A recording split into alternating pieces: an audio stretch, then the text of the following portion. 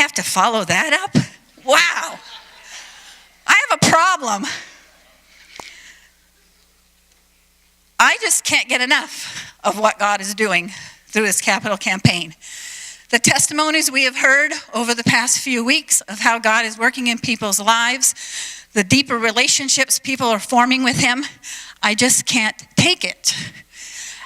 And if you don't know my doxology by now that I've been given at the beginning of this year, exceedingly abundantly beyond. And that's not what I want to focus on today, though. He is exceedingly abundantly beyond anything I could have hoped or possibly thought of with this capital campaign and the way he's working in our body. But verse 21, to him be the glory in the church by Jesus Christ to all generations. The whole purpose of this campaign has been to bring glory to Christ through it and through our obedience to him for all generations. And the next phase of testimonies that we are going to be blessed with, I've asked 3 people to give testimonies over the next 3 weeks of looking at all generations. Today, we're going to hear about Faith Baptist Church yesterday. Next week, we're going to hear Faith Baptist Church today. And the week after, we're going to hear Faith Baptist Church tomorrow. And how God has been faithful and God has sustained this church from its inception. So today, I'm going to introduce to you Mrs. Janice Healy, who's going to tell us about Faith Baptist Church yesterday.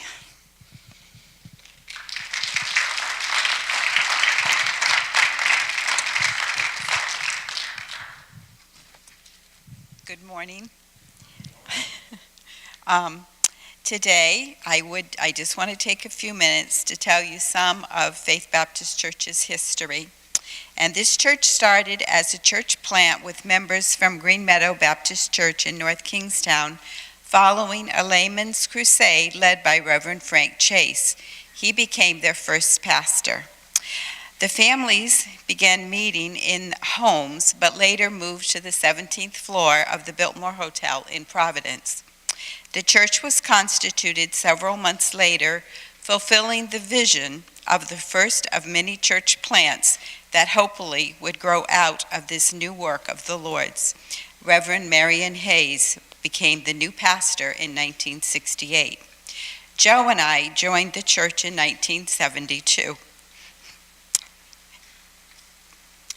Because we found it lined up perfectly with our desire to be a part of the church with the vision for church planting, making disciples, and was mission-minded.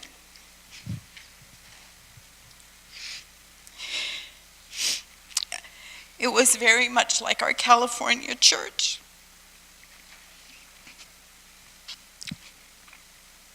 And this was at the same time that they were just looking for a new building to move into. Reverend Hayes put an ad in the paper, and Parkside Baptist Church on Rounds Avenue in Providence responded with an offer the church could not refuse. As the church continued to reach the lost, it became apparent we were in need of additional space, and the Lord provided the house next door. Nearly 7 years had passed since we left the Biltmore, and God continued to bless our growth and ministry efforts that we were once again out of space. Fervent prayer led us to the sale of the building and the house in Providence to move to a new area here on Commonwealth Avenue in Warwick. The church bought the land but needed to construct the building, and during the construction of the building, we continued our work at the Oaklawn Grange in Cranston. Early in 1980, we held our first worship service in our Commonwealth Avenue location, and how God had blessed that time. The Lord called Reverend Hayes to a new position in Alabama. Early in 1980, we held our first worship service here in Commonwealth Avenue. John Hare was called as our next pastor. During this time, God would stretch us even more. Richard Wright was called as our pastor from 1984 through 1998.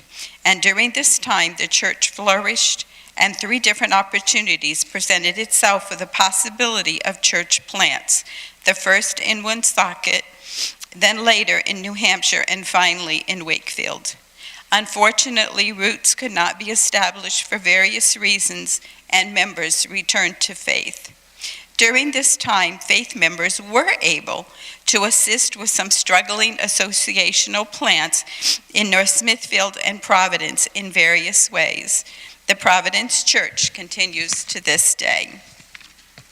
In 1988, we held a groundbreaking ceremony in preparation for the construction of FBC's new sanctuary project that would add on to the existing building. Although some areas had not been completely finished, we were blessed to hold our dedication service here in the sanctuary in November of 1990. Neil Alcott became our next pastor. During his time, a pledge campaign took place for renovations and a possible addition. However, due to building code issues and other circumstances, perhaps it wasn't God's timing for an addition. The construction did not occur, and the money was invested in the completion of the balcony and other upgrades to the building.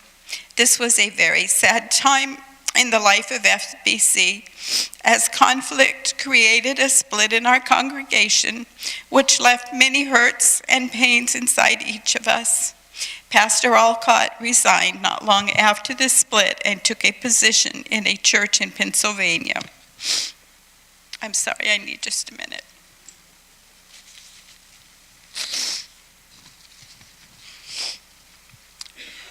With hearts needing to be mended after the split, special qualifications seemed to be in order for our next pastor, and God was faithful in this. David Smith was called as the perfect healer of the flock under the Lord's guidance, and the Lord blessed with new growth and restored commitments. We again looked at a possible addition, but this time on the front of the building rather than the back. The cost of the project seemed far too pricey for what we would get, so once again it appeared that it wasn't God's timing for a construction project. Pastor Dave was called to a church in Tennessee. Dr. Ed Stutz was unanimously presented as the new pastoral candidate by the search committee in 2015. He was voted in the same day and began as pastor in June. This pretty much brings us to where we are today, still under God's protective hand, stretching us and deepening our inward growth, faith, and trust. You see, God never promised us a rose garden. Life has its ups and downs, and because it remains Satan's domain, but our home is in heaven. But until the Lord takes us there, He's told us we need to continue the battle. He will never leave us nor forsake us, and His throne stretches from here to eternity. As long as you keep your hands outstretched, He's there for you. He never turns away from us, but we sometimes turn away from Him. And when we do, things don't go as God would desire. Keep the faith and move forward. Pastor Ed constantly tells us to love the Lord with our whole hearts and trust that He's in control. Where the appeal to heaven will lead us, only God knows for sure. But I know I'm trusting Him because God isn't finished with Faith Baptist Church yet. How do I know? Because those who started the church had visions of a future that was barely been touched, to go forth and make disciples of all nations, baptizing them in the name of the Father and of the Son and of the Holy Spirit, as Matthew 28:19 teaches. Come to the banquet on May 6th to hear in more detail of God's faithfulness to Faith Baptist Church. Thank you.